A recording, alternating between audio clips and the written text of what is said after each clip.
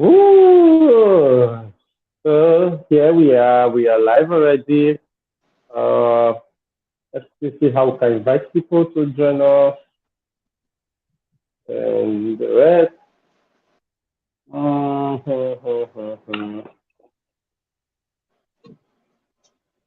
Maureen, how did your birthday go? First of all, We slept now. I told you I'll sleep. So now I sleep. I sleep.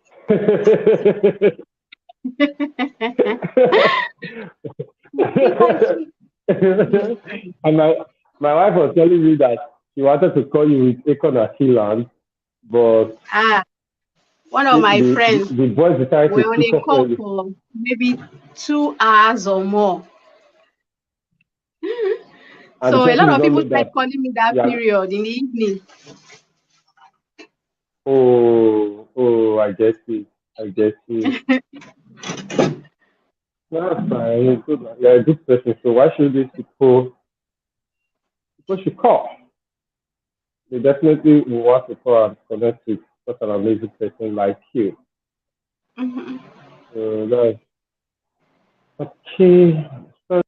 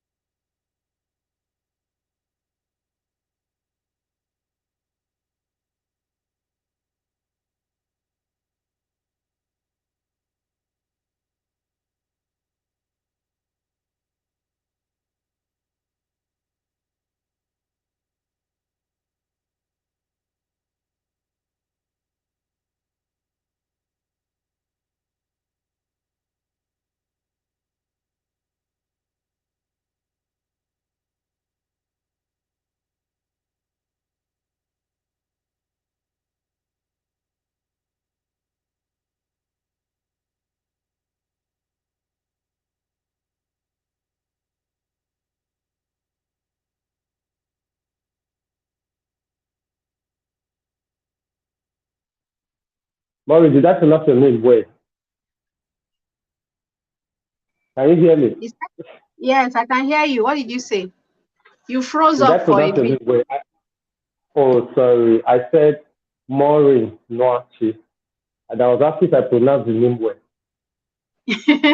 You tried. I tried.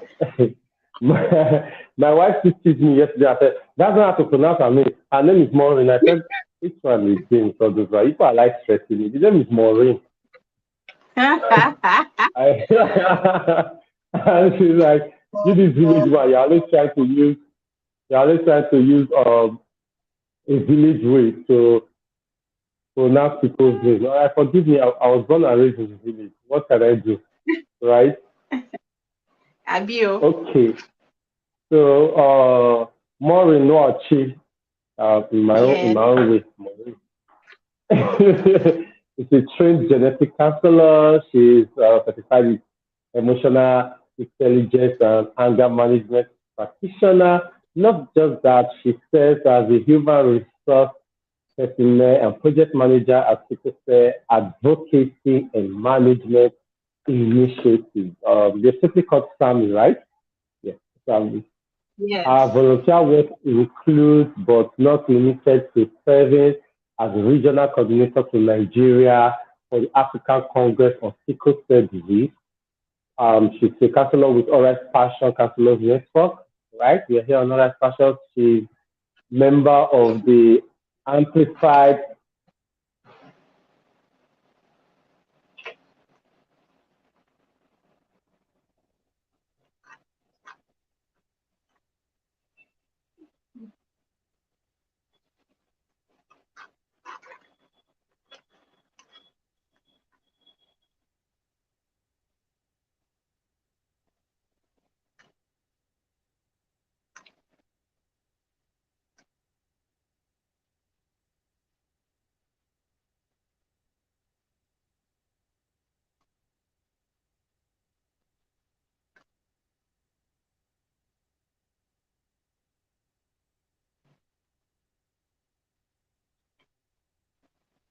birthday in this week. How many days ago? 2 days. That was on Thursday. It means that the cake ought not to have finished by now. You plenty. So if you can't collect your own. Okay, I'm telling you, I'll send this part right after. After this, excuse me, after this particular, when we leave life, I will not tell you that I'm already after now. What's up? Wow. How do I get my kids? And the rest. Mhm. It's good to have you here. Thank you so much for coming. And interestingly, the last time we did the conference was July, and after that we tried to say, okay, let's start doing things for the general public. Let's start meeting people at homes and their convenience. And you decided to be the first counselor. You agreed and accepted to be the first counselor that will do this. Yes, for those who are watching right now, if you're following us wherever you are in the world, the counselors is a program organized by the All Right Fashion Counselors Network, geared towards counselors, right? We do events, teaching programs, meet up, conferences, physical and virtual, to help counselors with counseling, to be the support system for counselors, to be there for these counselors and therapists. We get to do our work a lot, and people forget that we are humans too, right? By the time we help people, we get sometimes absorb too much of their negative energy. Sometimes we absorb too much of their negative energy. Sometimes we get to be overwhelmed by the task of helping these people. And not just that, many times we also have to be dealing with life issues ourselves. We are not superhumans. We are not we are not a terrestrial being, right? Yeah. So we are we are regular everyday people like everyone out there. So we created a community. All Right Fashion created a community. All Right Fashion Counselors Network to attend to the personal, emotional, psychological, and of course, upgrade needs of counselors, right? And now, today we're having an amazing topic, and this topic is not only for counselors, So as a counselor, you know how to attend to people who come to you with this question. But this topic is also for the general public, right? And we believe that everyone needs to understand this and get it clearly. Maureen lives in Lagos, Nigeria, and interestingly, although I live in Ibadan, I'm in Lagos today. So maybe what I would have done is I would have just done a meetup and do this thing together, sitting together rather than doing it. Right. So It would have been fun. Lagos traffic, please avoid it. Avoid it. It's like the physical human form of fire. Like you're just in traffic, you will see how can your distance, you are going a distance that is not up to 30 kilometers and you are spending 3 hours plus to access a less than 30 kilometers. Like, I don't get it. I can never get it. Right? If you even drive 50 kilometers per hour on a regular day, you should cover 30 kilometers in how many minutes then you have to get. So usually before I get to where I'm going to, I will forget the reason why I was going there in the first place. But anyway, Very Maureen, fun. it's good. It's good that we are already here. We are together already, so we are here. Tell us, geez, let's start. Let's start. Tell us a little bit about yourself in addition to the profile we read. A little bit about About you, this babe, uh, this uh, woman. you've read it. This You've read it on. What else? What else is there to know? I saw in that profile that you are almost 40, right? And I checked the profile again. The profile was just about 3 paragraphs or so, maybe a first paragraph because there was that small line at the. I said, no, it's not possible for us to summarize such a person in just 4 paragraphs, right? But I guess people should understand in the course of this gist they would be able to find more. But anyway, just tell us your gist. Lately. Give us a small preamble. A small preamble. Living as a warrior, right? Living as a warrior, and also being that support system to other warriors. What has it been like for you? Hmm. Yes. Well, I would say it has been interesting. It was all driven by my need to send out the right information there, especially about people who live with sickle cell. So I would say this all started a long time ago. Maybe what year are we in now? Yeah, sometime in 2004. Yeah. So um, I was trying to finish up my registration to take lectures I was a first year student. And so Okay. I submitted this, a couple of forms. You need to do something, submit this one to your course Mhm. rep, go to here, submit this one and Mhm. all that. So I gave my course rep some documents and I was walking away. She called me back and said, I don't think you filled this form correctly. I said, okay, what's not correct in it? She said, you wrote that your genotype is SS. I said, but my Yes. genotype is SS now.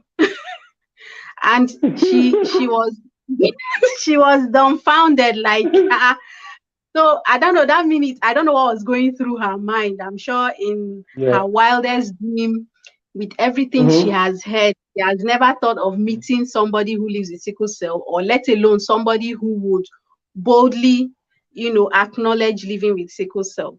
But we went ahead to forge a beautiful friendship. I mean, she and her kids Wow. called me on Thursday night. They sang happy Wow. birthday to me. I was her maid of honor on on her wedding. So, but Wow. that was how it all started. So I could, Mhm. from that moment, she could not believe it. And so other people too could not believe it. And from there, I started talking about it, just Yeah. once in a while. No, this thing you are thinking is wrong. It is like this. This is not how it is. It's, and so started the advocacy journey, even though it was not, you know, defined as such like that. Mm. So um, I would say it's been over 10 years now, and it's been fun. I fully launched into it in maybe 2014 when Dr. Malik, some of you know him, and he like, write me a story about yourself now. I said, I don't want to think about it. You know, after much back and forth, I wrote the story. He published it on the blog. In fact, when he published it on Facebook, I didn't even know. But I know I was preparing for work and I was getting a lot of calls, messages, you know, BBM pings, and I was wondering what is happening today. So one of the calls I picked, as the person said, have you been on Facebook this morning? I said, no. So when I checked Facebook, I was like, you didn't tell me you're publishing this thing today. Now, wow, people will not allow me rest now, because some of my colleagues, as at that time, didn't even know. Even when I worked somewhere, when I used to work with Airtel call center, some of my colleagues didn't know. So a lot of them called me. Is it true? Are you being serious? And you used to come to work every day. You never missed work except you were on leave. You didn't even, is it true? You know, So it's I think it made me see the need to further do something about it. I didn't think there was a lot of disconnect, you know, there in people knowing about you know, sickle cell or genotype issues. But it just seems like every day in my work, it just seems like the more I work, it seems like the work is not yet halfway done. You know, it seems like there's still more to do. It seems like the people you least expect, you know, them to have believe a lot of myths or information about these things. They are the ones who, as we say now them carry them for head. So that was how it started. Started blogging. From blogging, then went into full-time advocacy with Sickle Cell Advocacy and Management Initiative. So far, it has been very good. Some days it's overwhelming. Some days, you know, all in all, it's fun. It's quite interesting. Get to see new things every day. So that's it. Little bit about me, my work, and how it all started.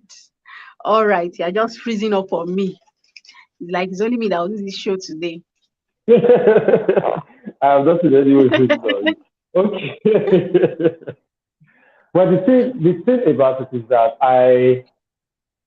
the part of it where people get shocked that, they never knew you were living with this, they never knew your genotype or sickle cell. I had a friend, I still have him, he's still one of the best and closest friends to me and my family. There's hardly a day he does not gist with my wife, and my wife does not gist with him. They always, every day, about my wife, because you know the way it always is with family, with couple friends and the rest, right? So once your friend marries, all the attention shifts from you to the spouse and all of that, and which makes family relationships very, the dynamics of family relationships and friendship very interesting. So we are that close, but then we were roommates at particular time, and I did not know he was living with sickle cell until maybe our third year or fourth year in school, right? Because for every time he was not fine, to me it was more or less that my friend was sick.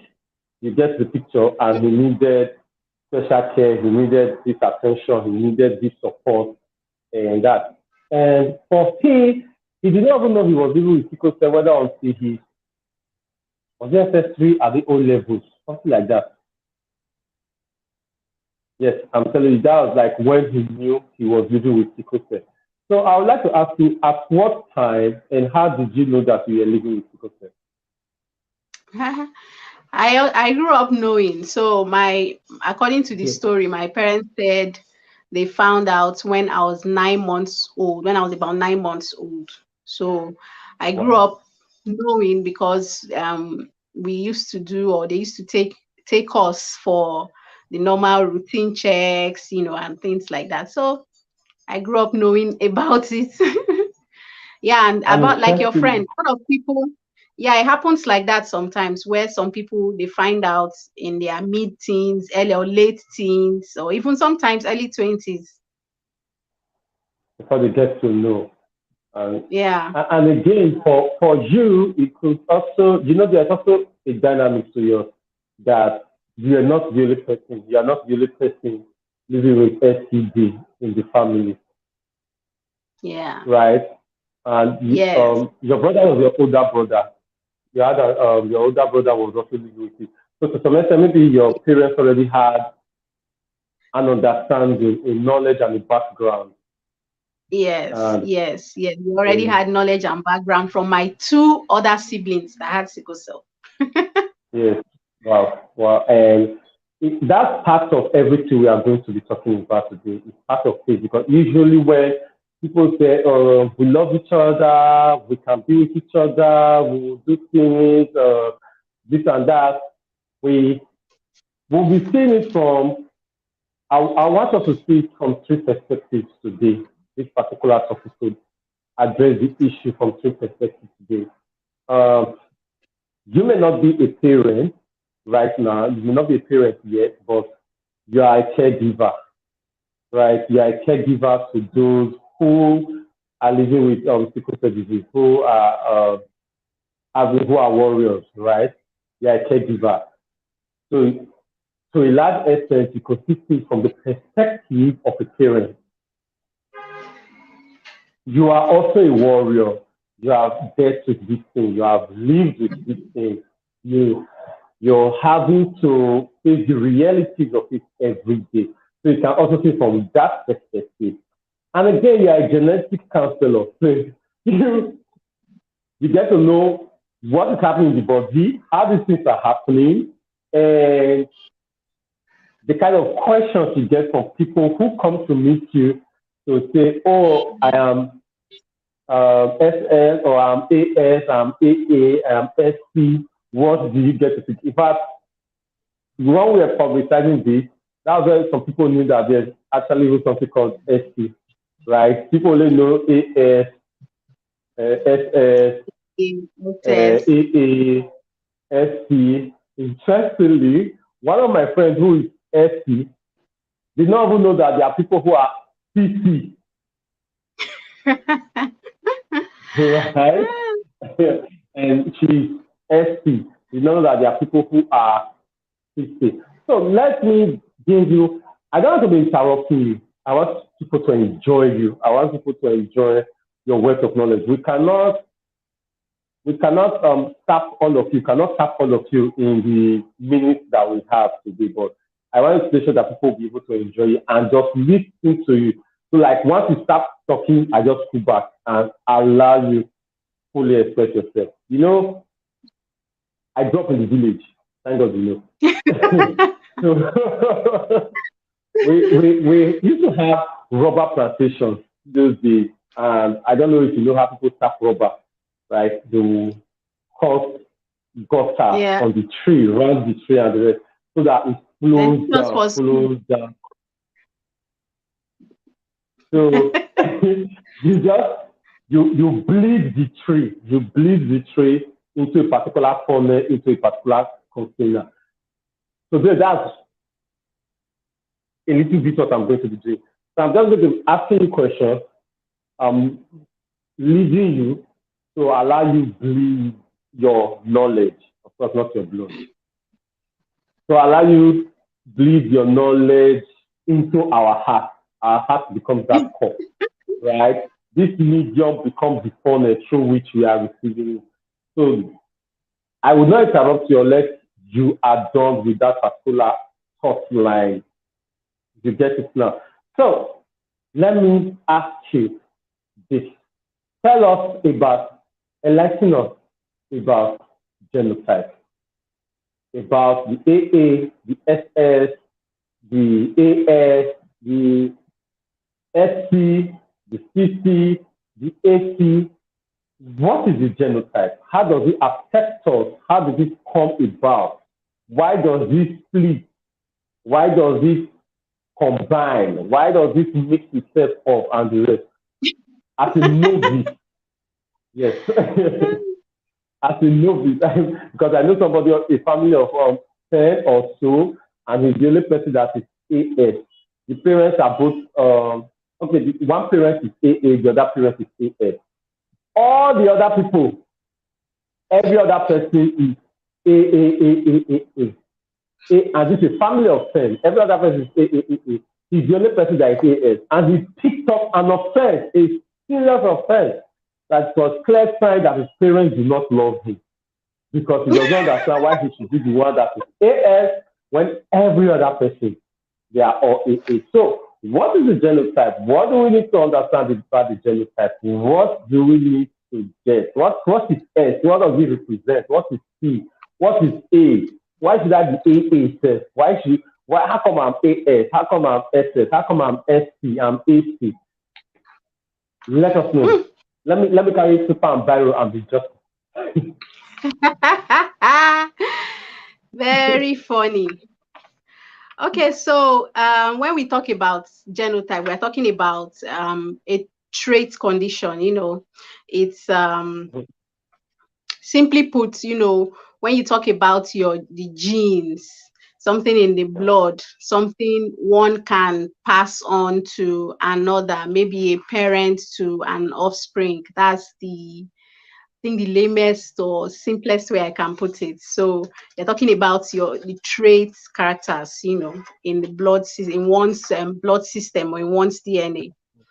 Okay, that's it basically. So we have different types of this genotype.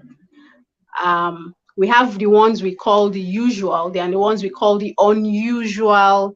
Okay, so in the blood system, we have what we call hemoglobin.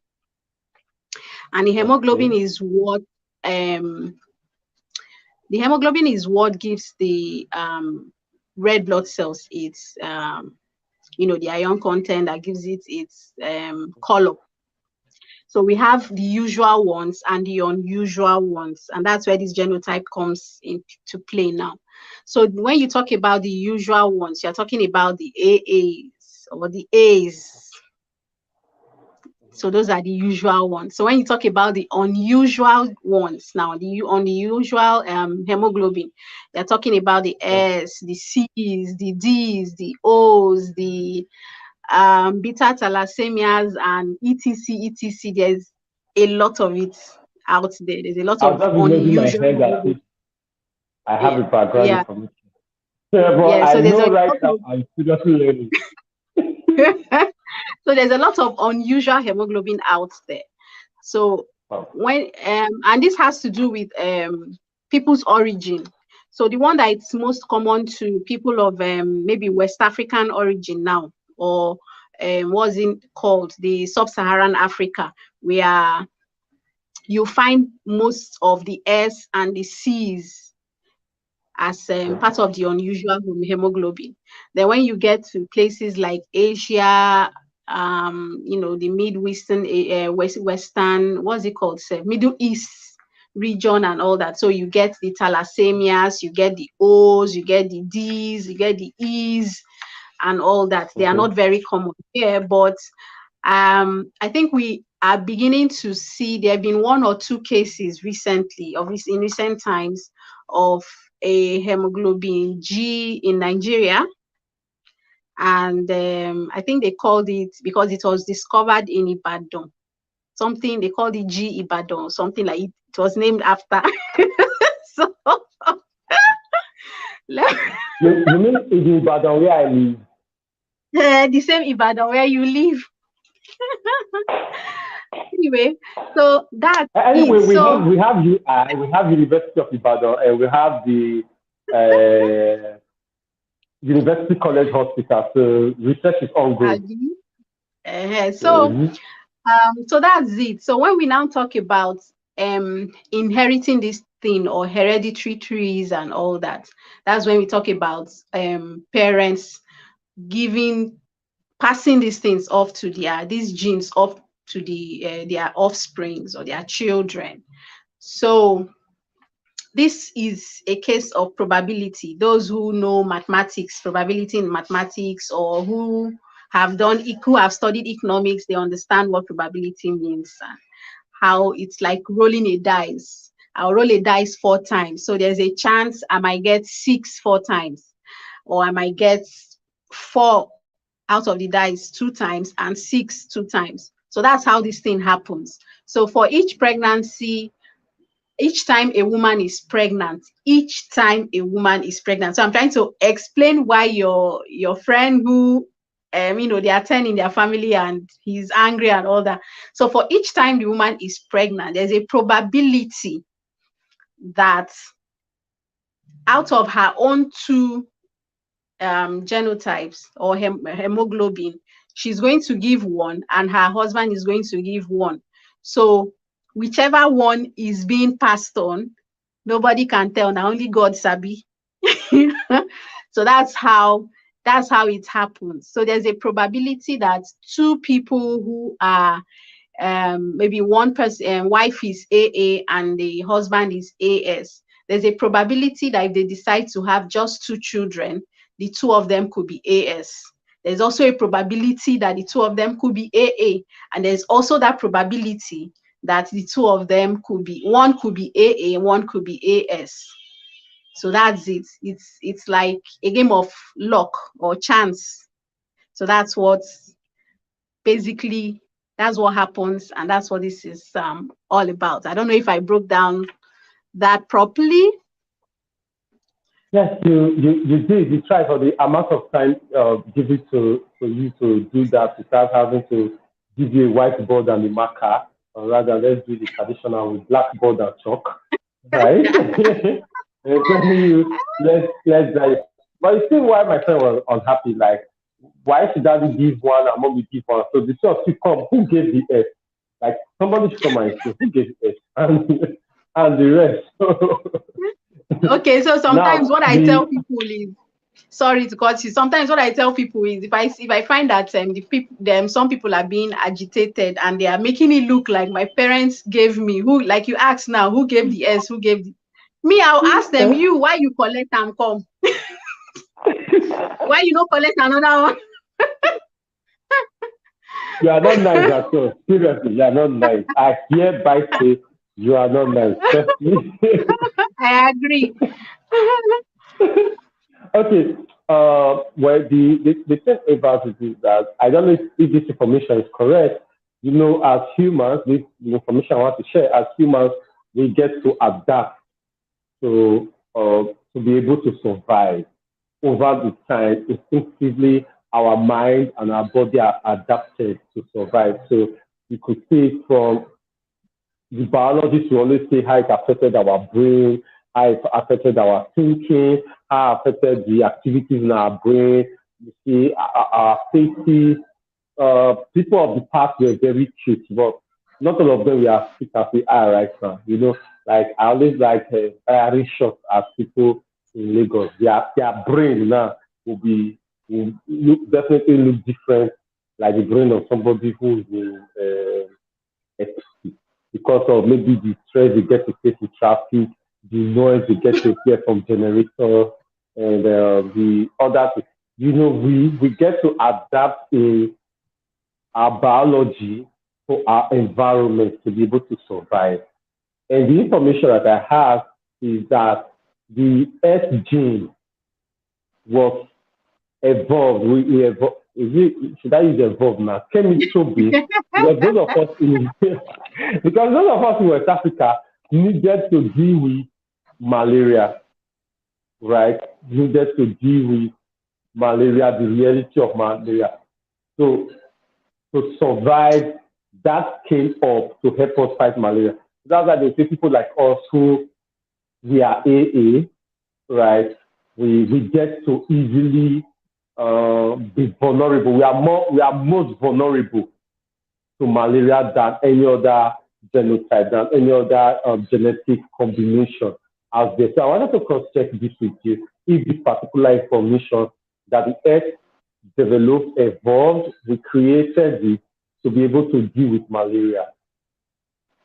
Yeah, so as yes, you are very correct. It's actually very correct. It's in a bid to protect the human race, people of sub-Saharan Africa.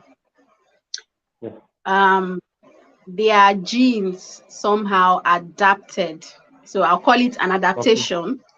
Yes, so it's adapted over time to protect to protect humanity.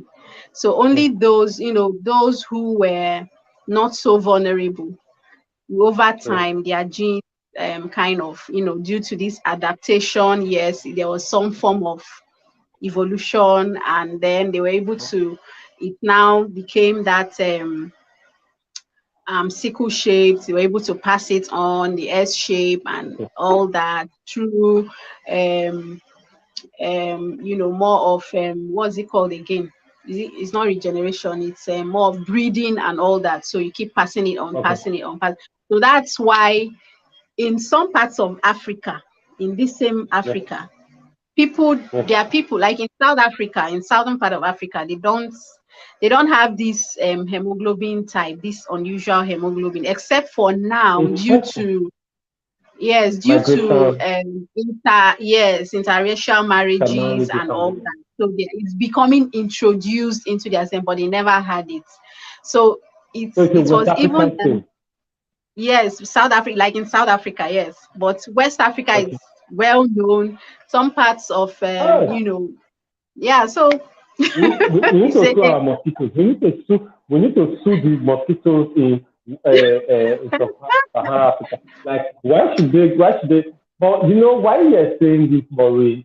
Something struck me, like something deep. Of course, all right, fashion. We assess relationship, marriage, family, and mental health counselors and therapy, right? So we get to attend to things that deal with all these things, issues arising from sex, relationship, marriage, and family, and mental health. And this topic of today cuts across everything that we do, right?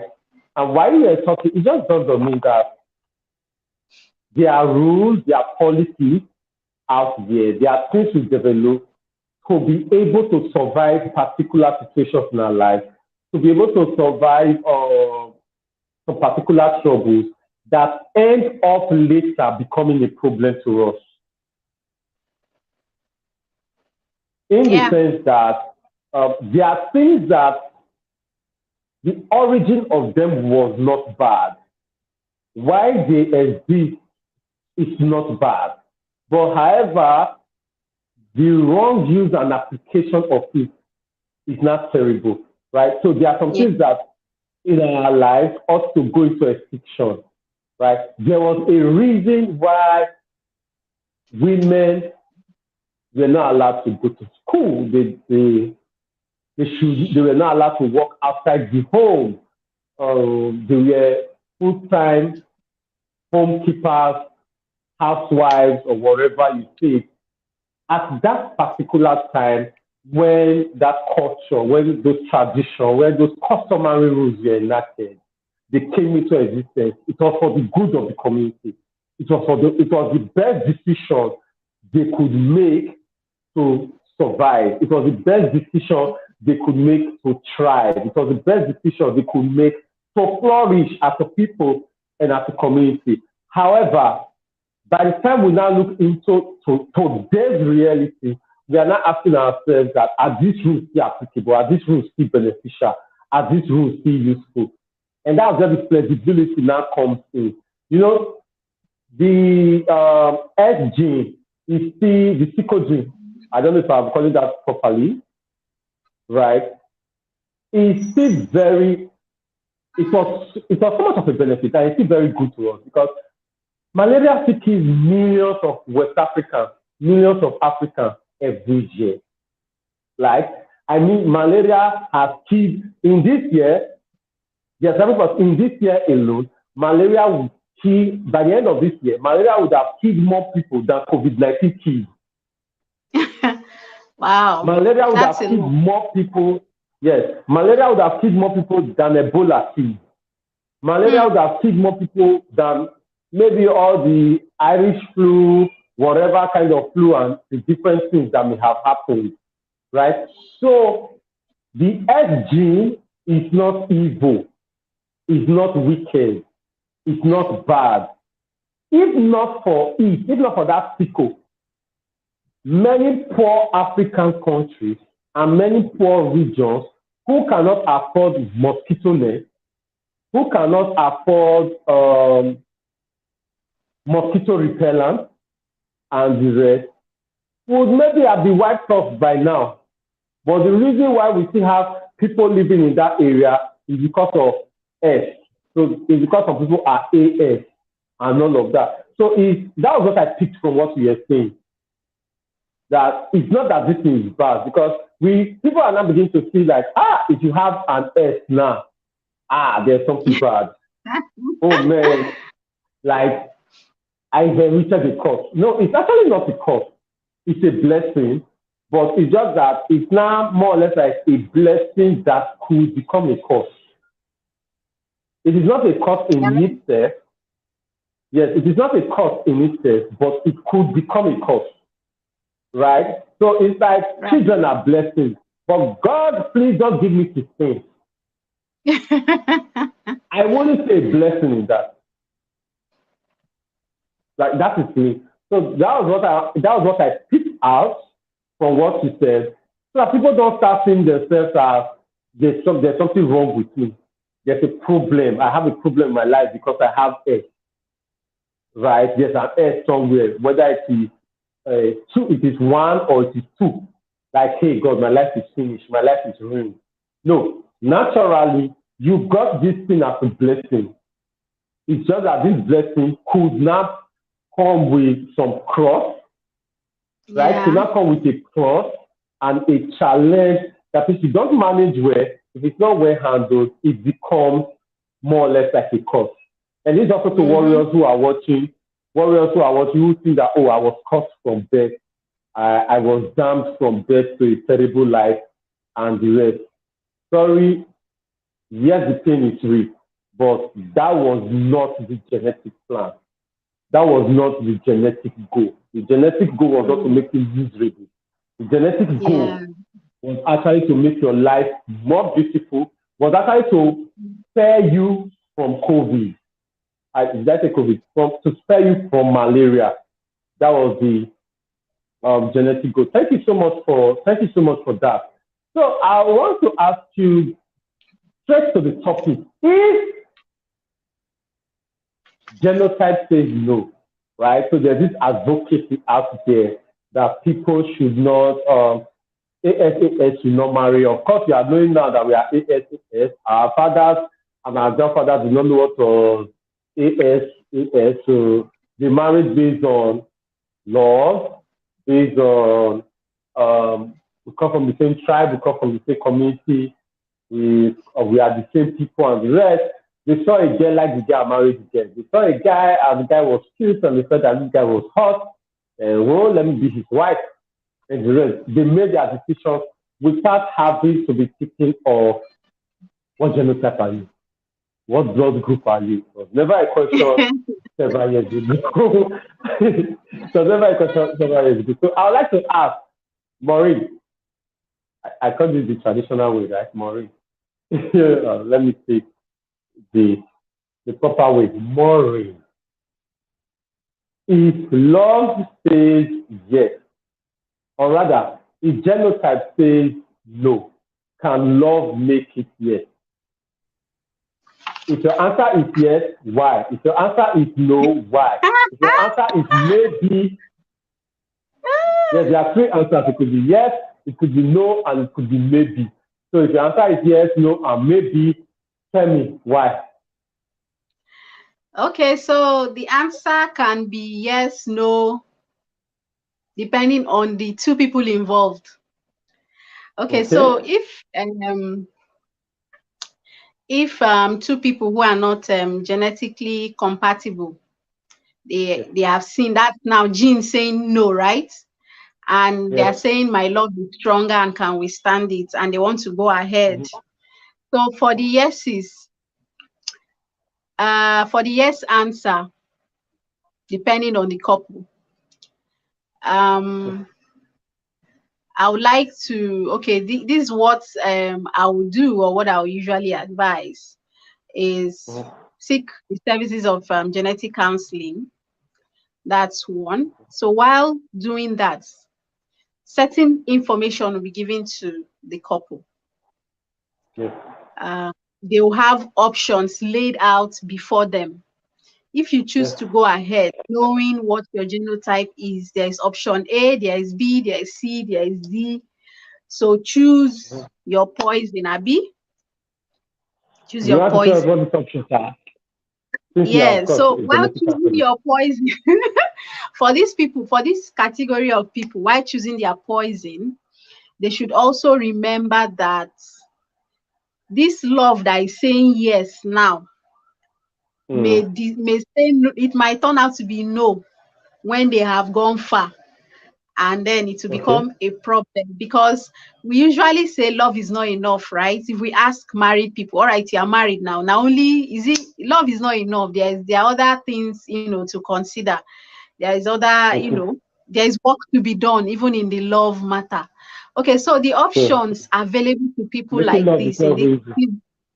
in this category, people in this category, the options available to them are, one is no children. You decide not to have your own biological children. I know it's something difficult. They'll say it's an Oyibo thing. Oyibo will wake up and say, agreements, I no want. Mm. Yes. I also agree that They children is sign, not a must. Having children is not a must. That's my position. we are in Lack of Africa. discretion. If you But take we a are not poll of now and ask people what's their number one reason for getting married, I'm sure majority will say children. They want, if the men are not saying they want people to continue their name or their father's name or their lineage or to inherit their property, women are saying it too. So we're in Africa, so that's it. So it can be difficult. Yeah. It can be difficult, but I believe some people are beginning to do it, a few people. And Yes. I wouldn't call them crazy for choosing each other over Yeah. Why? having children and caring for little human beings until they grow. You can call them selfish all you want, but they have made their choice, and so I think everybody should respect their choice. So that's one option. The second option is adoption. We are still in Africa. We are in this Yes. Africa where some people will option, they will agree, make I adopt, make I hold that one first, until my own come. When my own come now, the adopted child becomes a second-class citizen in the home inside Don't this mind them. Africa. So that's an option, but that is only if you will do the right thing by the child.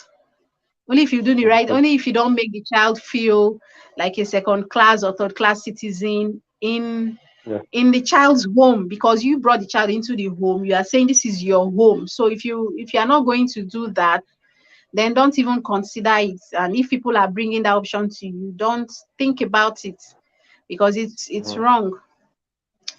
Then the third option is sperm donor, which is rarely used, where you go into a hospital, maybe a hospital that has a sperm bank, and they can check, the person's genotype is AA, and the man will allow the wife to be fertilized with another person's sperm. But then we are in Africa again.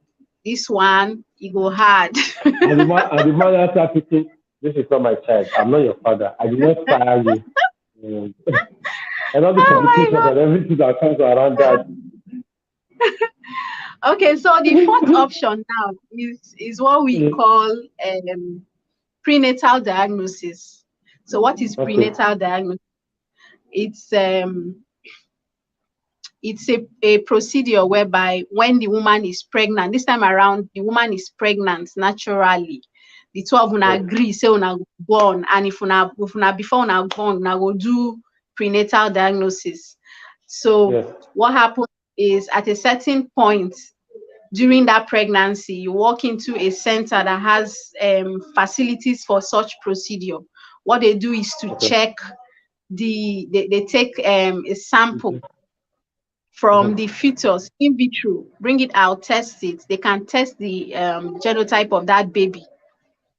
In utero, yes, they can check the genotype of that baby in utero. So it is where the two of the couple now, their conscience, their moral value, whatever belief system they have, will come into play So you will, if they now tell you this speaking, if you born am, be like say you go get sickle cell, or you go get Down syndrome, because it's for genetic detecting genetic disorders. So it's not just limited to sickle cell now. So this speaking go get Down syndrome, this speaking go get this one, you go get that one. It is for both of you to decide. I want to keep, I don't want to keep. So that's why I said it now has to do with the people's belief system, their moral, belief and everything that has to. Now sorry for interrupting you. That's very big goal. That's a very big issue, because you'll be pregnant with this baby, then maybe you do ultrasound, you can see your baby moving, then there's this connection you already have to, oh, my baby, what does it look like, what face will it have, this and that, and you not choose to abort. Because most of the time, what usually happens is that even in US, before Roe was overturned, before the case was overturned on abortion by the Supreme Court, one of the things people used before to discourage teenagers and discourage people from aborting was just to show them the ultrasound of their baby. At the moment, so if you think that the reason why I interrupted you, sorry for that, but for those who are watching right now, if you think that decision is an easy decision, like we'll check now, if the baby, it's not an easy, unless of course your conscience has been cleared with hot iron. You have already been doing it back to back before, and you don't have any issues doing it again. But trust me, if you have a healthy conscience, you have morality, you have humanity inside of you, and you take that option, it will haunt you for the rest of your life. You could be traumatized for the rest of your life. That's an effect. It's crazy. So if you are coming up and say, oh, this is the option I want to choose, man, don't try it. Maureen, once again, sorry for interjecting. Yes. It's not as easy as people think about it, because there's, like you just mentioned, except the person is sort of used to doing it in the past, it could pose a lot of problems. There will be psychological issues. Your conscience may be pricking you. You are thinking about it for days, for months. You may never come out, whole or secure again from such, acts. And this is another thing some people overlook until they have done it, and then there's the regrets and all those other issues that follow. Sometimes it could even bring about distance between the couple, and then the love is not sweeting again. That's it. The love go to gel again. So, oh my God. So there's a fifth one called pre-implantation genetic diagnosis. So what is this? Pre-implantation. Now, it's a procedure where the fertilization is done outside now. So we usually call it selective IVF. So just like your IVF, the fertilization is done outside, and then it's implanted. So it is the only difference between it and the prenatal diagnosis is that the prenatal diagnosis, the person is already pregnant. But this one, the person is not pregnant. The fertilization has been done outside. So outside there, they can check for genetic anomalies and then discard, okay, we will not implant this one. This one has this disease. This one has this disease. We will not implant, but this one is healthy. Or yeah, woman, come, let us implant this one, and then get to carry the baby to full term. The money go mad, though. And plenty money now. I'm not even looking at it. I'm looking at it again from the side of a moralist. Would that not be technically, you know me now that I'm a philosopher, moralist, all of them. And I'm looking at it from, would that not amount to abortion? Because I usually will ask myself as to when does life begin? Does life begin at birth or life begins at fertilization?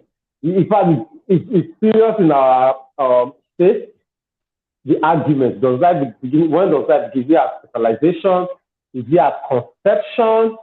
Or is it so because of what I'm asking, the conception is when the fertilized zygote is now implanted in the womb. That's how some people are trying to define it, or is it at birth? So for people like us, I believe that it's at fertilization.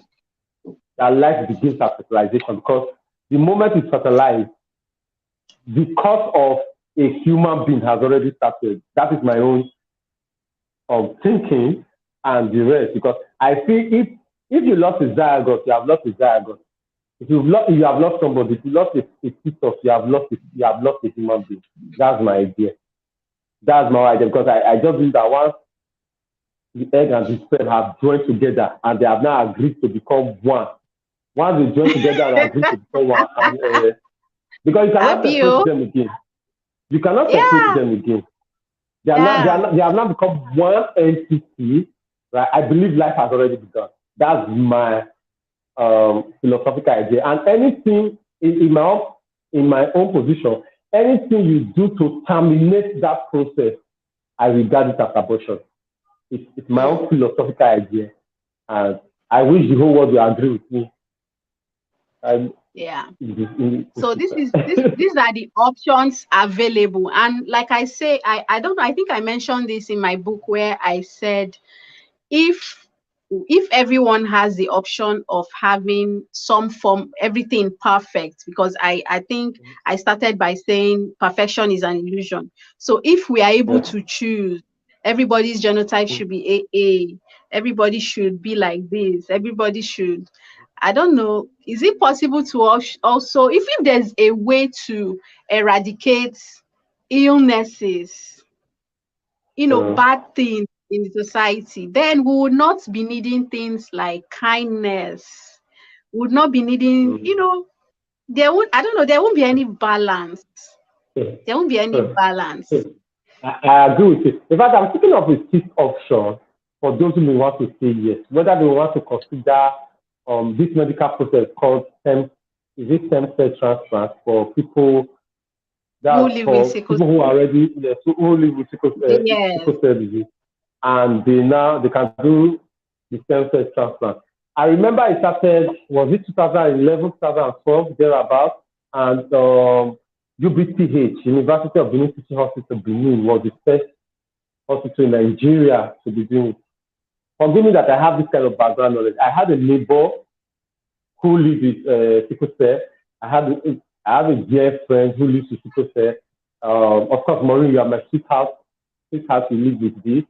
One of my dear aunts, we had a dear aunt who lives with it. We had a family member, one of our caregivers, right? One of these daycare, my mom could go and drop us while we were growing up, so that she can go wherever she wants to go to. They had like 3 children, maybe just like a family too, or maybe more than 3 children who also lived with it. So to some extent, growing up from my childhood, I was already exposed to the reality of this. So the moment that technology, the moment that biological advancement happened in Nigeria, that you could change, you could do stem cell transplant or so, right? My dear friend was in a position where people could actually rally around, get finances, and make him enjoy the benefits of it. However, after that time, I don't know if the position has changed now. After that time, you could only do it for people who were not older than 15 years old. So they have to be 15 years and below. And lo and behold, this was my friend who was almost going to his 30s. So there was no way. And it's medical things in Nigeria could be a gamble. How do you want to do the Nigeria that you do one small surgery and you are praying to God for the person to wake up? And you, right? So all those, I think that's also a fifth option. That's also a fifth option. Then before you go to the reason why you say no. So I was going to say, so I was going to say that for those that there are some people actually when they go through the prenatal diagnosis, That's why they have to go to, through genetic counseling. If they decide to go through prenatal diagnosis, some people actually think about it and say, no, I do not want to terminate my pregnancy. And so that's where we now give all these other options that, okay, so if you are boxed up, or if somehow tomorrow, God bless you, and the child, you'll be able to manage the child properly. Sickle cell is manageable, right? So this is where we start teaching the people what to expect in childhood, what to do as parents, how to, we go through all that with them. And then we also even tell them about this stem cell, which you mentioned, stem cell transplant, or the bone marrow transplant. So if they are able to do it, they could still go ahead with it. And so we also give them the background knowledge about that one too, to let them know that sometimes it is not 100% guarantee as well. It's a very tedious process, and it is not 100% guarantee. Yes, so you can spend 100 million naira and still have nothing. So what's the percentage? So for stem cell now for children is rated at 80% now. It used to be 50-50, but it's rated at 80% now. Then for bone marrow transplant, it's for younger people, it's rated at the same thing, I think almost 100%. But for older people, we can now do it for older people, 20-year-olds, 30-year-olds. So it's possible now. Yes, for older people. Yes, so it's possible now. But I think the survival rate is what is lower than when the person is a child. So like I said, the process is it's a very complicated procedure, and it's not a guarantee.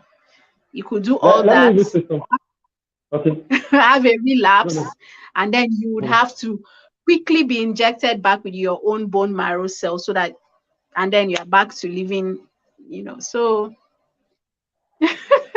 this is not as straightforward as many people think that, it's just a decision I can just make like that, right? No, I remember before you came into my life, and of course now when I have people who want to make these decisions, I could just easily refer them to Maureen and like, hey, let me send you to an expert to attend to you in this particular on this particular subject matter. Before now, and the rest. And also, it's just something I use when you come to a meeting and you say you are AS, the person you want to marry is AS, what do I advise, this or that. I usually don't advise.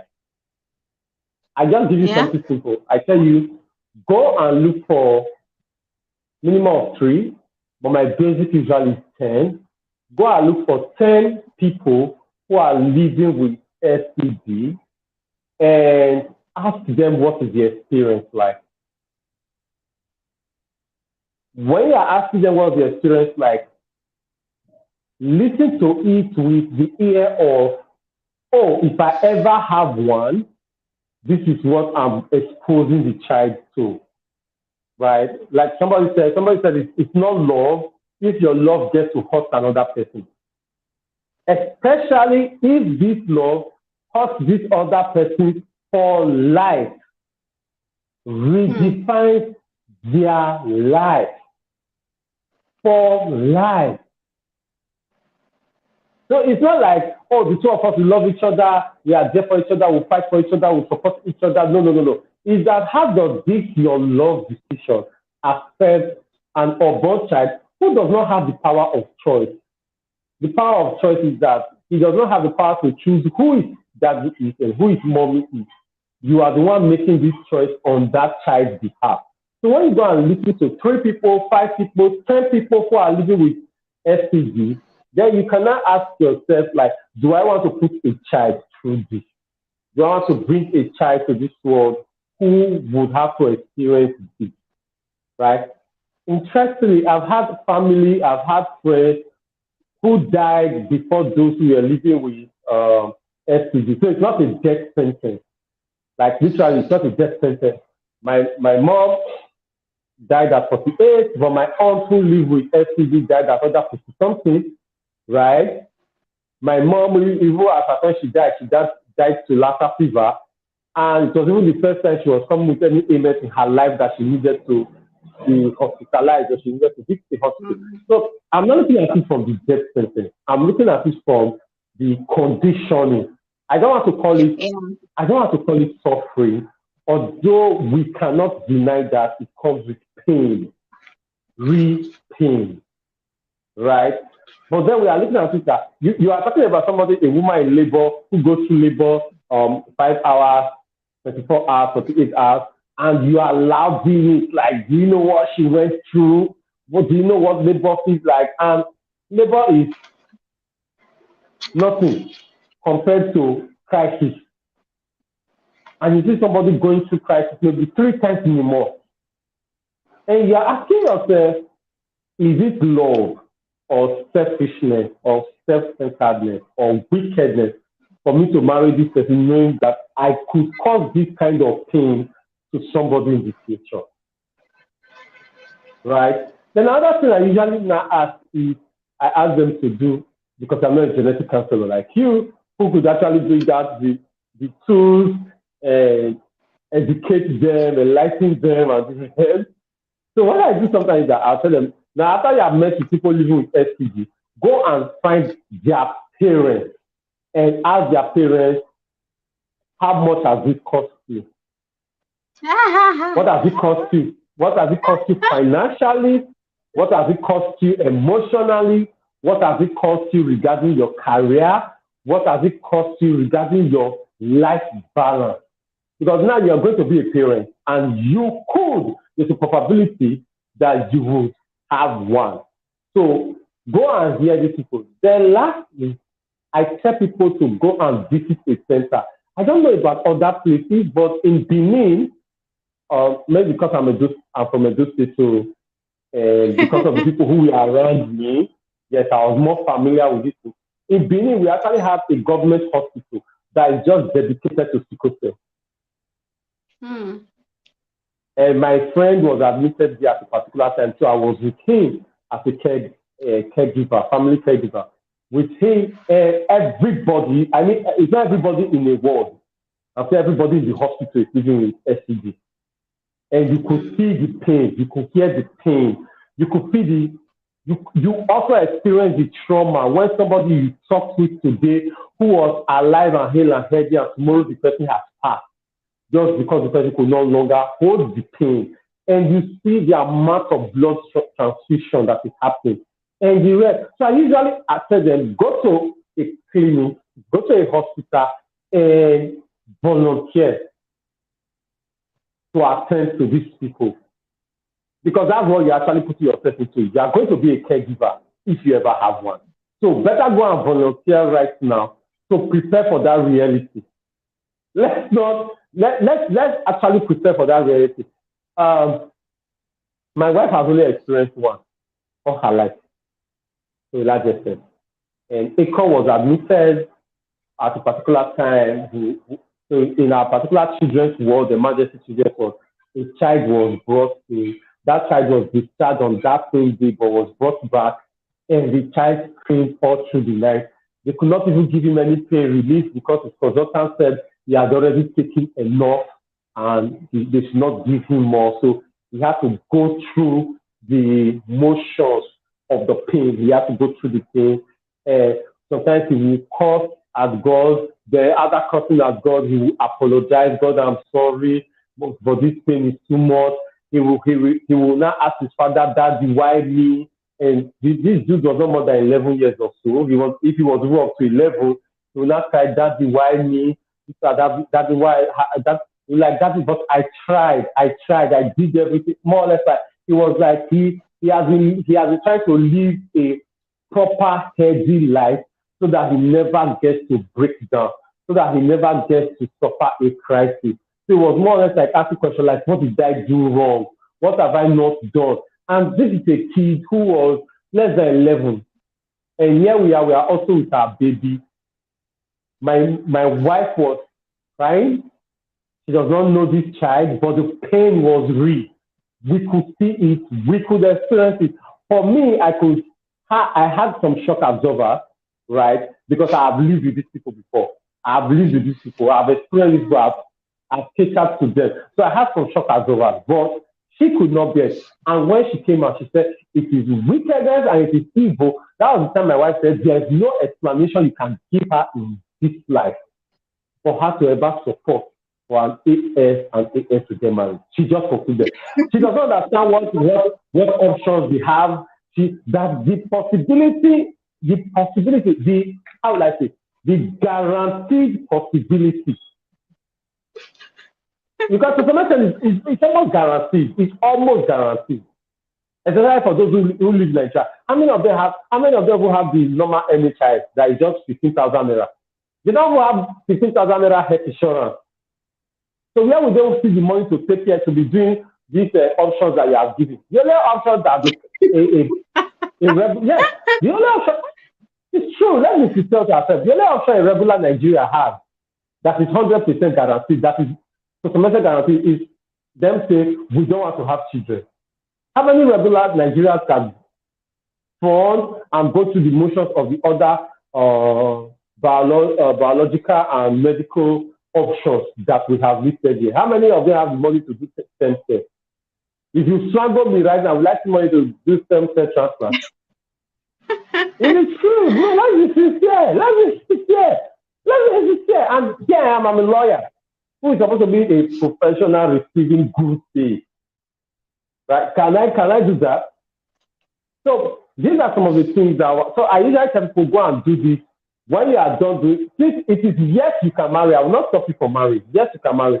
But these are the options available to you. Maureen has listed 6. We have listed 6 options available to you. After the 6 options available to you, we are not telling you that, okay, why these 6 options are still available to you? There's a probability that the options will fail you, apart from number 1, if you choose not to have children at all. Yes, apart from option number 1, if you choose not to have children at all. Others, there is none of them that is even 90% guaranteed from what we have talked about. To some extent, okay, maybe the external fertilization, to now say, okay, if this person will or if this person will not, and you go back. That may be the only option that is more than 90% guaranteed. So, is it love or is it not love? So let's see. Let's go to the next, ma'am. We have answered yes, you can. So why will it not be no? Why should it not be no? So I must commend you first, Sha. You're doing well. I used to do that to people. I would say, okay, we used to hold clinic every month. Come to our clinic. And then, I don't know, at some point, some people stopped. I'll tell them, or sometimes I'll tell them, go to this hospital. We have some, they cater to people living with sickle cell. Just go there and, see for yourself. And then they come back and they are looking distraught themselves. So, yes. So that's a very good one. I'll commend you for it. I know it works. It's very effective. Very, very effective.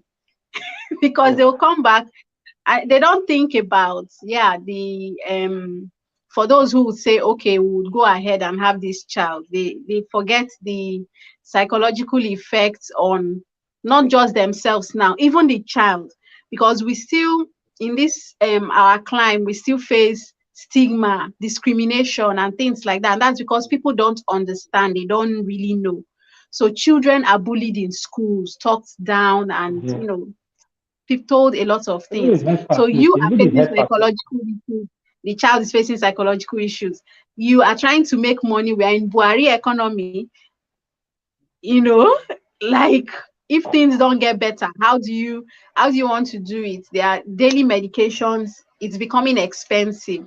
Like our project that where we run free clinic every month. We've not done it for 2 months now. We just told people, okay, come to because we can't pay for consultation and things like that, but just come to the office, pick your routine drugs and go.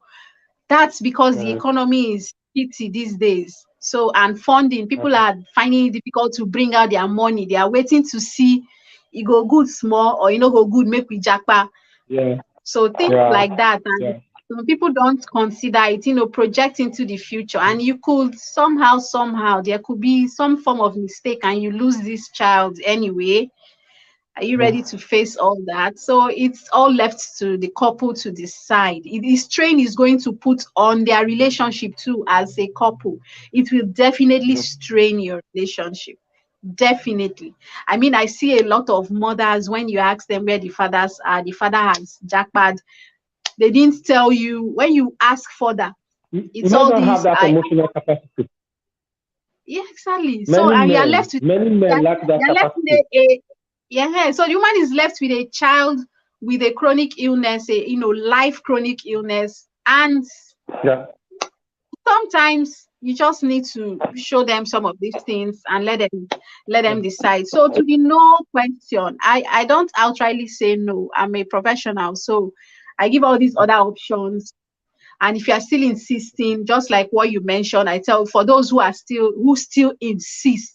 So the only way Yeah. I could say no is okay, visit, come to our clinic, talk to some of the parents, go to this hospital, visit, talk to them, see, and then they decide. Some of them just out there, they say they no do again. Love don't jackpot, they don't. The thing about it is that in the all right fashion, one of the things we at all right fashion, one of the things we usually do is to insist on well informed decision. We want people to be able to make well informed decisions about their life. So usually I may be tempted to tell you no, and I'll be telling you no based on the fact that I'm telling you no, you cannot, because you have not done the preliminary, you've not gone through the preliminary education and orientation that you are supposed to go through. Right? Of course, it's not like my no has the power. I cannot stop you from marrying somebody you Yeah. don't want to marry. I don't have that capacity. I don't have that legal authority to make such decisions for you or on your behalf. However, I could give you my opinion that because you have refused to go through the requisite counseling that we suggest, that we recommend, then I'm out. It is a no for me. I do not agree to your marriage. I'm not supporting your marriage. Should I pray for you? Well, that's the terrible thing about love. It expects me to still pray for you. Love expects me to still pray for you, right? But deep down, I don't want to pray for you because I feel you're making a wrong decision. The wrong decision you're making is not because you are AS, she is AS. It's not because the two of you are AS. That's not the wrong decision. The wrong decision to me is that you people have refused, deliberately and willfully refused to go through proper genetic counseling, to go through proper genetic orientation, to be prepared for the possibility of a reality that is almost inevitable. That's the position. So I'm not saying no, you cannot. I'm saying no, you should not, because you have not done this. And Maureen has written a book. In the comment section, we'll drop details of Maureen's book and the rest. She released the book 2 days ago on her birthday, and she's giving it for what in Nigeria we'll call chikele money, right? She's giving for, yes, what we call chikele money, very small amount. It's less than $2. It's less than $2, less than £2, 1,000 naira. You could read it, you could experience her words, you could experience her reality. And I am saying this not as a counselor or as a lawyer, but as a friend and family member of people living with this. Maureen, you are able to say this as someone who has experienced it in, you're such a strong woman because you have experienced it in no shade. You're living with this. You've lost a dear brother to this. You get to be a caregiver to people in this, like consultants in this field.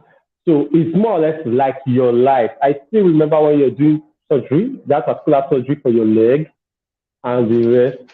And I was not scared. Let me tell you the truth. I was actually not frightened. I was not frightened because I said that anything Maureen is facing this time, I've threatened Maureen that the day if you mistakenly make her hear say you die, you know the punishment I said that will happen. So on the very true, I've never been worried anytime you say, oh, you are having to go through this and the rest. But then I'm looking at it like, it could be so emotionally tasking and damaging to other people when, for example, I know my friend is going through something and I cannot help. Right? Maybe you're now having a crisis or going through a health situation when I don't even have a naira to support. Like, it could almost make somebody go mad, right? And like, what is this and that? And you see your friends who are living with this, they are looking for a particular medication, they are doing this. I have a friend who is living with it now, living in one city. And in that particular city where he's living with it, they could not attend to him because he does not have the expertise. They have to consult. So he stayed in the hospital for several days and he was not given proper care because there was no doctor or nurse that understood how to take care of someone. And that's what people complain about, that doctors and nurses usually think that people are joking, usually think that people are exaggerating things, usually think that people are blowing things out of proportion. His own was so bad, he was discharged and brought back until the hospital had to consult a consultant in another city. That, please, how do we handle this particular situation? And that person gave them the proper advice for it because they did not know how. And these are some of the things we may be putting somebody into in the name of love, right? So if genetics says, yes, in the name of I love you, so I love you and I don't care how much damage that love could cause other people, not just us, not just this child, but even the friends of this child. But Maureen, I'm very sure you must have seen fear in the eyes of friends and in the eyes of family. You must have seen there are people who could have loved you. I'm not even talking of even romantic relationships now. I'm only talking of same-sex relationships, platonic relationships. But there are people who could have loved you, but they did not come close. They are unable to be vulnerable and close to you because they don't want to be attached. Because they don't want to ever get to experience that trouble, that trauma, that stress, that emotional demand when you are having to battle with any of these issues. Tell me, how has it been like for you when you get to face those kind of things? Well, I just I don't know, the usual me. I'll just laugh it off, take it as it is. If you do decide to come close, fine. If you don't decide to, well, sometimes I just don't force. You don't force some things, but some people over time have been able to, come to terms with it and like, okay, it's not so bad.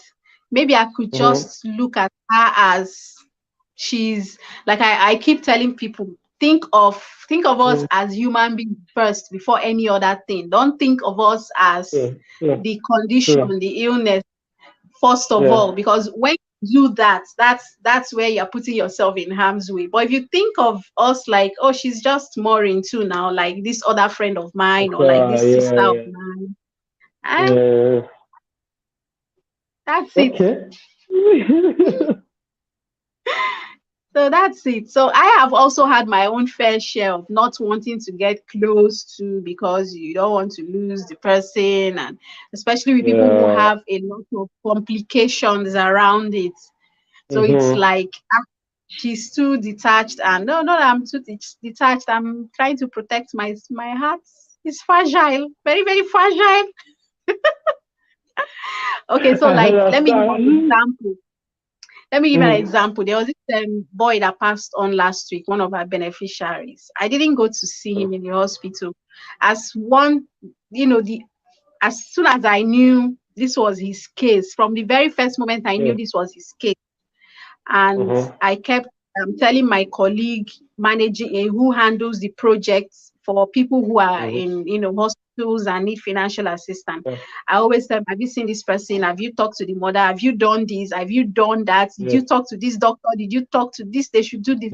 But I never once. I visited that hospital for other people, saw other people several days, but they will show me this is his ward. I never went there because I knew. I said it in the office one day. I said, he's not going to make it. This particular complication he has, he's not going to make it the stage it is already. and he was just 15. And I remember Oh. another of my colleagues, why would you say something like that? I said, I've said it and I've removed my mind from it. I mean, a few days later, that other colleague of mine called and was like, we lost Derry. I said, I knew we're going to lose him. So I don't know the guy's face. I know his mother. I have had one-on-one with his mother. I know his siblings, his other siblings who also live with sickle cell. But him, I don't know. So I don't know his face. I've not had.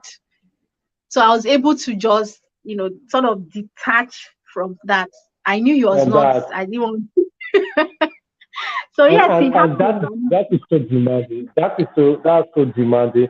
Yes, there are love, support, and the rest. I wish Maureen will come back. We'll come back definitely another day, right, in the future, not so far away, to talk about how to befriend, how to give emotional support, how to be there for people who get to live with it. I won't lie, I still don't know how to even be there. I still don't know how to be there.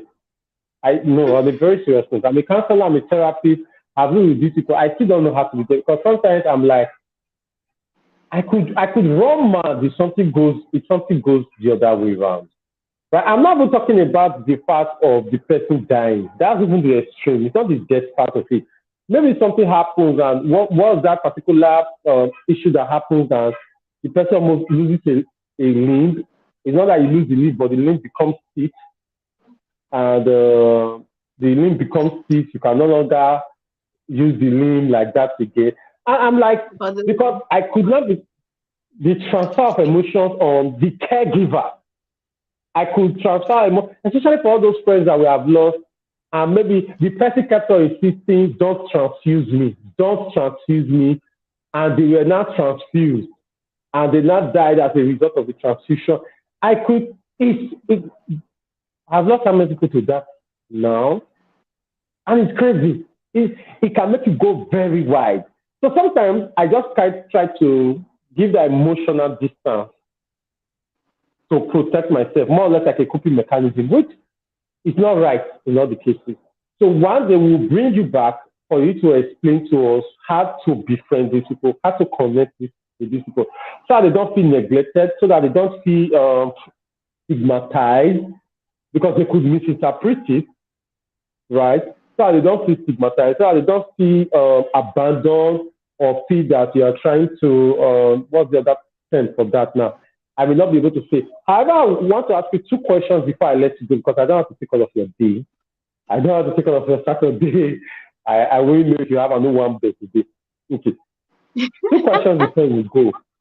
Yeah, two questions before we go. But then before we go, I'd like to remind everyone who is watching this that Maureen has an amazing book on this. She's a writer on this. She writes on this. She speaks on this. She's an author on this. I'll send you links in the comment section so that whenever, and it's also be in the description, so that you can get her material. You could always consult with her. She does it for a fee, right? You could consult with her. You could always ask her this question. So, Mary, two questions. One, do you think prayer changes things? Have you heard in your practice right now? Now, number one, I believe prayer changes things. Number two, I believe prayer has changed some people's genotype. I believe those two things. However, this is the question, is that in your practice, in your experience, in your lifetime, have you met a person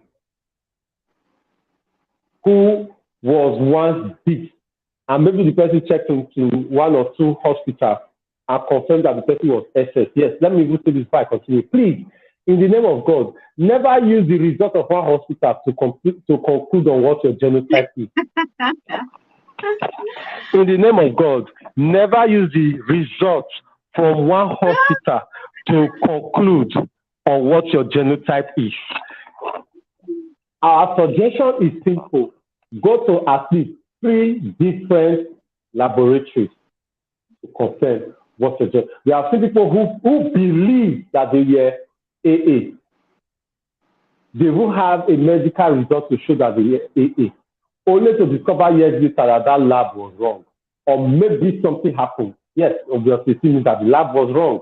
So we usually tell people, check your genotype in a government hospital, in a government laboratory, in a private laboratory, and any other laboratory of your choice. So the minimum of 3. That's my advice. That's my counsel. So, Maureen, I'll go back to the question. I'll tell you why I'm asking that question.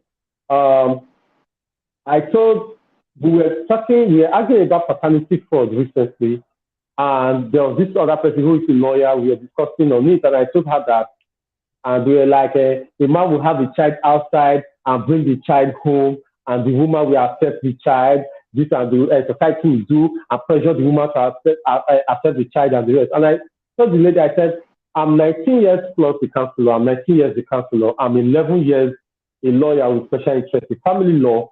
And I said, in all my lifetime, in all my 19 years in counseling, in all my 11 years in family lawyer, I have only known one case where a man had a child outside and the child was brought back into the home to live with the man and with the man's other children. I have only known one. I have heard, out of all the ones that I have heard of, I have only met one person. The person was a speaker, and somebody was telling me the story of the speaker, that this speaker had a situation like that had a child, and the child came and she accepted the child into her house. I said, but personally, in my experience, in my work experience, as a counselor and as a lawyer and as a human being, I only know one-on-one directly. But somebody was telling me about another person. I want to go and check other person's videos to hear it directly from the person's mouth. So when women are saying that men we have children outside and you beg the woman, the woman would not accept the child into her own house, I know only one. And the reason why the woman accepted the child into her own house is because the woman also had a child outside before the marriage. The woman had a child before the marriage that the man allowed the woman to bring into the house. So the woman was, to some extent, emotionally obligated to also accept this child. That was where it came from. So people usually go out there to say, these things happen. And I ask them, do you know any person that you can point me to? Have you seen any person? Do you know, even if you don't know any person, do you know the person's brother or the person's sister or the person's mother from which we can verify this statement you will make, from which we can verify this thing that you're trying to tell us, right? So that's what I'm saying now. Number one, I believe prayer changes things. I've seen prayer like Kishikuma would say, I believe in miracles. I have seen amazing, crazy miracles. Of course, I grew up under the Hostess ministry. I know raising of the dead was even normal, right? So I believe a lot in miracles. And I believe that people's genotype can change. Because if cancer can disappear, if womb that was removed, clinically removed, such a person could also get pregnant again and have a child. If this is to happen, genotype is not a big deal. I don't need more faith for genotype than I need to cure a headache, to get rid of headache, right? So I believe in miracles, and I know that miracles exist, and there must be one or two persons out there who have received change of genotype by miracle. But then I want to ask you, in your experience, you're almost 40 years old, as stated in your profile, you are a genetic counselor, you are living with STD, so it means that by your work, you get to meet these people every day. These are the people you deal with every day by your work. By your life, you are one of these persons. Of course, you have two siblings, your two older siblings live with it, and you have also had friends who have this particular issue, who have this particular situation, right? So the question I want to ask you, in your lifetime and in your experience, have you had any person, have you seen any person who by prayer had a change of genotype? The simple answer to that is no. I've not seen I don't know any such person. So that's just the Okay. simple answer to that question. And what that answer means to me is that people people who have never lived their life, who are people who have never experienced some miracles, people who have never enjoyed some miracles in their life, should not try to use this to be the first miracle they'll be getting. In fact, that's what I usually tell people. I usually tell people that, sorry for stopping there. I usually tell people, if you believe in this miracle, do not get married until you have experienced the miracle. Yes, again, was it Saladorotiye and his wife that said that they are both ASAS and they received specific instructions from God that they should marry and that they are not going to have a child with STD. And they are married right now, they have 2 kids, and they don't have a child with STD, right? I have had people like that who have received that kind of instructions and the rest, and they are living by it and they are thriving by it. But then, before you come and you bring that up to me, I want to know what's your track record with God. I want to just come and use it to be the first. It's like when you are asking a lady out, will you marry me? And she says she wants to go and pray about it. The first question is that, how do you hear from God in the first place? What other things in your life have you heard God on? What other matters have you heard God on? So just come and use it to learn how to hear God.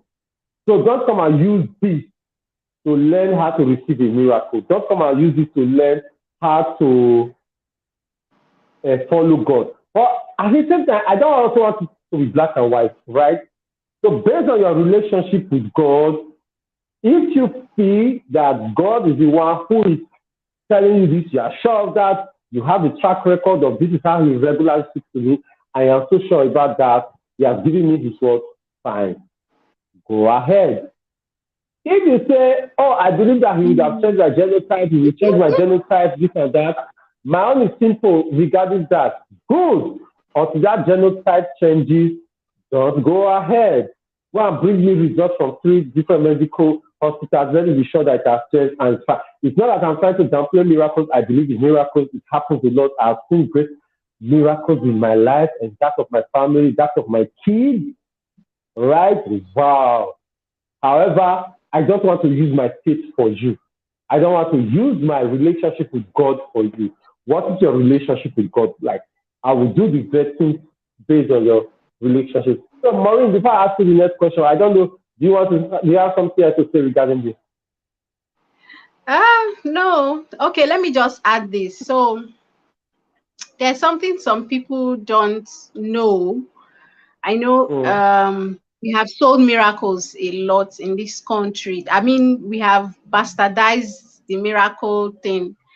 I remember when I was young and I watched people like Benny Hinn or on TV or Rehan Bonki, I attend Rehan Bonki crusade and all that. Even though I grew up as a Catholic, I was brought up in a Catholic home. But yes, I do believe in miracles.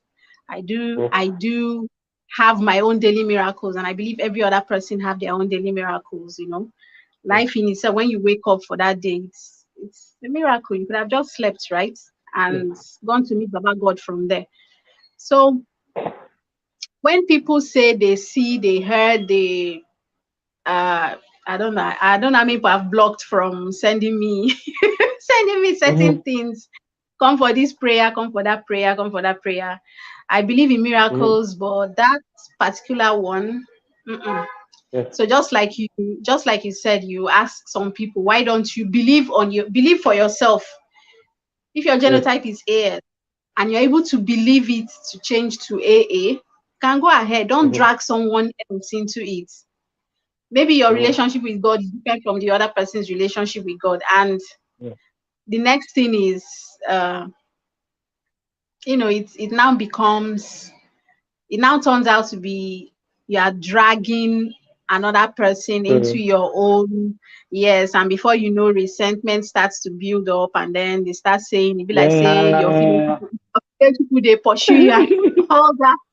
You cannot even believe, you don't have enough faith and things like that. So I think people should step down on this. You believe in God, why don't you believe in God on behalf of the person? You can do that too, right? Yeah. If you still believe, the person does not have to believe entirely. Yeah. If the person is not believing, Yeah. believe on my behalf, pray on my behalf, Yeah. and let's see it happen, So something I would like to note is there are some people who actually live with this condition, and maybe during a certain period when they fall sick, they are Mm-hmm. transfused, and somehow Yeah. somehow between that period they go to one program or something, and before you know, they feel all Mm-hmm. energetic. I am healed, I am this, I am that, I am that. I've gone to check Mm-hmm. my genotype. It's now a There are a lot of people like that, Mm-hmm. and few months down the line they are back at square one, and it's like you did not believe What enough, happened? you don't have enough faith to sustain it. That's why, no, let me tell you Yeah. the simple science. So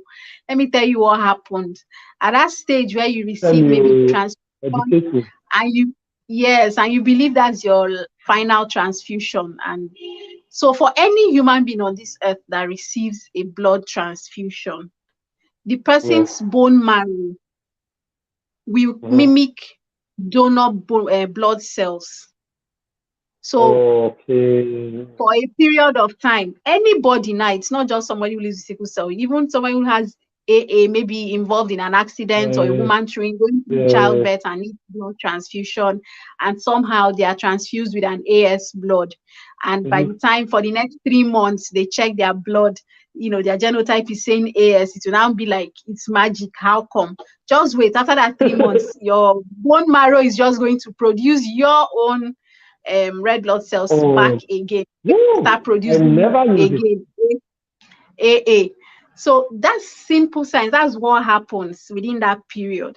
So even sometimes Mm-hmm. when people come to our clinic and they, for the first time, and we want to verify with our own, or run our own genotype test and all, want to verify, we usually ask, has this child, or have you been sick in the last 3 months? Have you been transfused in the last 3 months? Because there's no need Mm. wasting, it's expensive. There's no Resources. need waste. So wait, when you come the next time, we'll run it so that we'll get the right result. So that's what happens. And that is simply what happens when people have the bone marrow or stem cell transplant. So that's basic science. So the bone marrow Oh. keeps mimicking donor blood, cells, and it starts producing Yeah. that into the system. So that's just Interesting. it. It's not about Wow. you didn't have enough faith to, or this one happen or whatever. Yeah. I get it. I'm sure many people, if someone like me who has been in the counseling space for 19 years, I have lived with these people and I don't know this. This is new information. Then I wonder how many people out there know it, right? I wonder how many people out there know it. So lastly, before I let you go today, because you've been amazing. Remember I said everyone that Maureen has a book. She does private consultation too, and the description, you can get her details, the link to her book in the description section and also in the comment section to be able to connect with her, to be able to enjoy from her wealth of resources, right? Remember that she's a counselor, a genetic counselor. She is a writer. Is she's almost like the Gbogbo Miche of.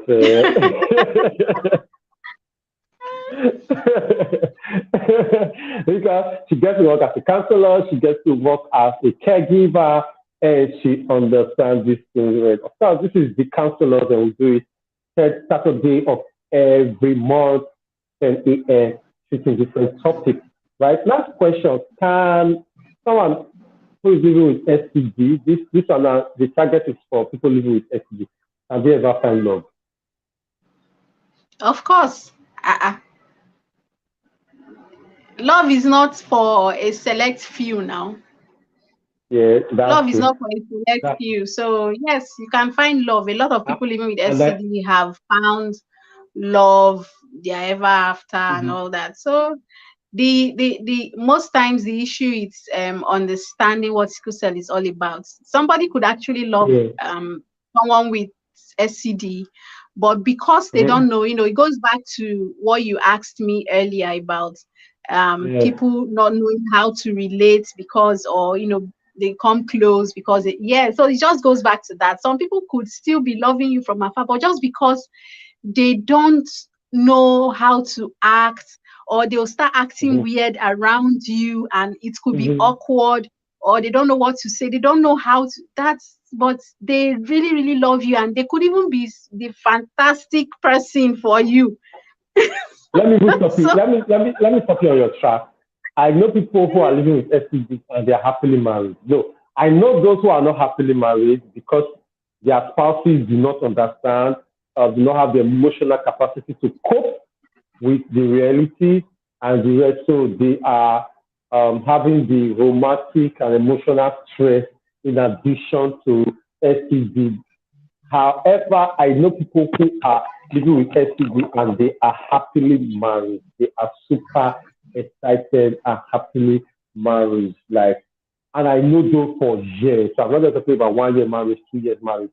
I'm talking about 20 years marriages, and so all many. of that. So, yes, so many. And we're like, last week, last week, you know, this is used to ask first date questions. People will be saying when you go on dates or when you are talking with somebody. Well, in Nigeria, I believe right now, especially if you are chatting with person. Okay, no. In Nigeria, from the first questions you should ask a person is what the person's genotype if you're interested in the person. But I think usually people feel like if you ask them about their genotype right now, maybe you're already catching feelings. So I would like to ask you, do you think for a first date question, whether the date is online or is physical and the rest, what is your genotype is a proper question for a first date question? So I just start catching feelings for somebody and later discover that I cannot. This question is tricky. I always don't like answering it because if it's on a personal basis, like when they ask me on a personal basis, I say me. Yeah. If somebody looks at me now and say, I want to date this person, I want to take you out on a date. If the person is like me and they go checking out about the person, maybe Google or check Facebook, my own, you don't catch me red-handed. There's no need. There's no need asking. So for me, it's always dicey. First date question. Well, I don't believe that first date. Just get to know each other a bit. Just gist about you. But even if while gisting, somehow, that topic can come up indirectly. You don't have to be too direct about it. It could be you're talking about a movie or you saw something and then you link it somehow. You could do that and then you could get your answer. But asking directly, nah. I think you should just take your time, get to know the person a little bit more to know if you want to divulge such information. Because if you find yourself doing that, I don't know if you get to date like 10 people. Do you want all 10 people? It's not something to be broadcast now, Abby. And so and for me, I think that by the time our dating app, online fashion dating app and Meetup app is ready, I'm saying this to other app developers and other people in the industry, that it may not be, will it be out of place genotype in bio?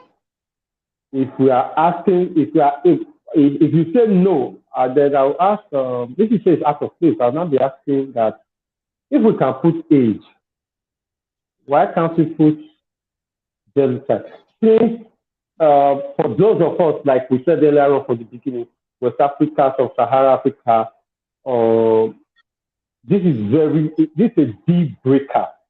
It's one of the biggest deal breaker out there if you are West African when it comes to who to marry or who not to marry. In fact, it's a bigger deal breaker in West Africa than religion.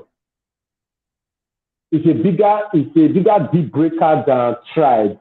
It's a bigger deal breaker in the sense that what I do is it's a deal breaker that if you give any person that this is the reason why I ended that relationship is because we are both AS, nobody will attack you for it. If you say, the reason why I'm breaking up with her is because she's Catholic and I'm deeper life, or she's Saturday and I'm Zobabe and I'm Pele, or the reason why I'm breaking up with her is because she's Christian and Muslim, or the reason why I'm breaking up with her is because she's Igbo and Yoruba, or the reason why I'm breaking with her is because I have a degree, she doesn't have a degree. If you bring up all those other excuses, people will bring up an argument to try to defend, to try to make you see reason. But if you tell a West African, if you tell Nigeria that the reason why I broke up with this person is because we are both AS, nobody will ask you questions. They just want to just, empathize with you, and the rest. They will not start. They will not start asking you, when did you know? How come these people did not know early? You have to invest this long and go this far before you knew. So for me, and all right, I think it is not out of place. If dating apps, meetup sites, hookup sites start mentioning that, start adding your genotype. So, because at the end of the day, it's not affects resource factor, right? When you come to having baby, right? So you have. So if I think it's okay. It's okay, like you said. If we all have to come together to see how we can permanently deal with this. I cannot even say we should permanently deal with the sickle cell. I will not say we should permanently deal. If we permanently deal with it, some African cultures, even some areas in Nigeria, some very poor areas in Nigeria, where people cannot afford mosquito nets, they cannot afford anti-malaria, they cannot anti-malaria medications, they cannot afford mosquito repellents. They will die. They will die away. They will go into extinction. So to some extent, we may not want to totally cancel off the earth because it's a blessing. That's the thing. It's a blessing. It's just that it's a blessing that could become a curse. But that does not make it a curse. It is a blessing. So our own responsibility is to ensure that this blessing never becomes a curse. So we must do everything deliberate to ensure that AS never get married. That's our responsibility. Our responsibility is not to say, oh, AA should get married, only AA should get married, only AA should get married. We start saying we should start aborting children that are AS. It's how we say we should start aborting children that are AS. If we go by that route, no, we still need the sickle cell. We need the S. We need the S, right? We need that S. But what we just need to do is to ensure that we never bring out an SS. In solving this mass, we should always solve this mass in a way that our result never becomes SS. So, Maureen, what's your final statement on the counsellor today? What's the final thing you'd like to tell today? Okay, so final statements. Let me think. Okay, you've already told us. I'd like to reiterate it. Sickle cell is not a death sentence. No chronic illness is a death sentence. It can be difficult, yes. Managing is difficult and everything, draining all round. But first of all, look at the person as a human being. Think of the person as a human being first, not as the condition, not even before anything. Just think human being before you even remember the person is a female or a male, or lives with sickle cell or not, or is from the eastern part of Nigeria or from Ghana or whatever. Think of the person as, first of all, a human being just like you, that has feelings and emotions, that have blood flowing through their veins. So when you are able to get that, you'll be able to understand, a little bit more how to be more, you'll be a bit more empathetic, you'll be kinder, you would want to treat the person as you would want to be treated too, not because this person is like this or this person is this, and then you act certain way. You want to treat the person better because the person is, first of all, a human being. Just remember that. And there's no perfection anywhere. Everybody's fighting a demon. I'm living with sickle cell. Maybe I'm fighting my own demon through that. But some other person is fighting mental illness, even with their AA. fighting. So Some other person is fighting hepatitis a lot of B, financial issues. Some other inherited person, yeah, hypertension, everybody, diabetic. yes, exactly. So we are all should I say, imperfect in our own way. All of True. us, all of Mhm. us. Thank you so So much. Thank thank you so you. much for having me here. Thank you, Maureen Nwachi. For those who are following or those who are watching this as a repeat broadcast, this is Maureen Nwachi. She's a genetic counselor. She's a warrior. And today we have talked about whether if genotype says no, whether love can make it yes. And she gave 6 reasons, 6 ways that love can make it yes, right? That you can decide to still continue. However, it is my own position that before you continue taking any of those options that Maureen has given us, the only option I could ever suggest is if you decide never to have children.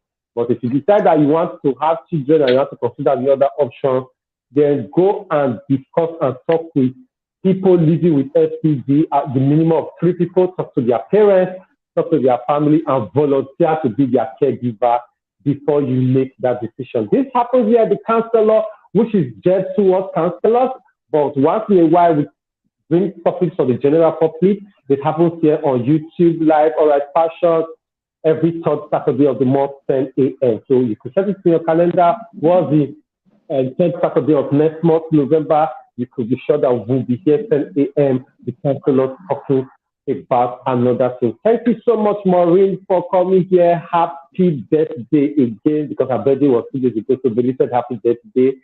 And we'll be dropping in the comment section and the description the link for you to get her book. Is just chicken money, very small money like this. You get her book.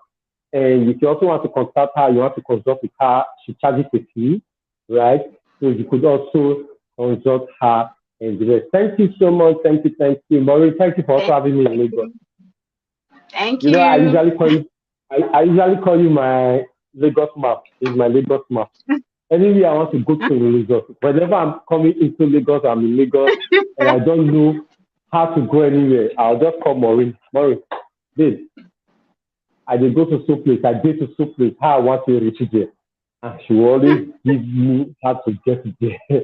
And I will get there. So she's a big support system to me when it comes to movement, especially within the city of Lagos, within the state Lagos. We have learned many new things today. One of the amazing things I learned today is the fact that if you have done blood transfusion within the last 3 months, in the last 3 months thereabouts, your genotype reading, your genotype result will be reading that of the blood that was transfused, right, and not your own. So you should usually wait for after 3 months before you do your genotype. We insisted that for you to do your genotype, do it in 3 different hospitals, a private hospital, a government hospital, and any other place of your choice. Then again, I learned that we have gotten a new genotype, which Maurice said it is G, and whether it is named G Ibadan, because it was discovered in the city where I live, Ibadan, Nigeria. Thank you guys for coming. Thank you so much. My name is Ed, and I'm all right. You are.